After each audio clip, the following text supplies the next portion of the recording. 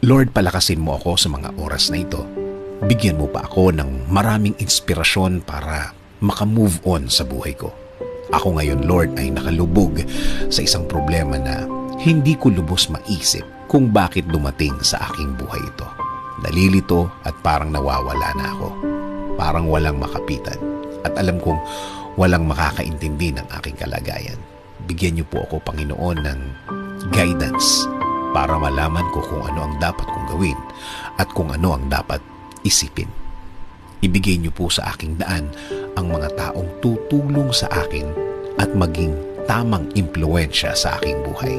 Taong nakareceive na din ng inyong pagpapala at ng inyong guidance at patuloy na nabubuhay ng tama na ayon sa inyong kalooban, Panginoon. Huwag niyo pong hayaan din na grabing maapektuhan ang aking pamilya. Spare them from hurt. Patuloy niyo po silang protektahan.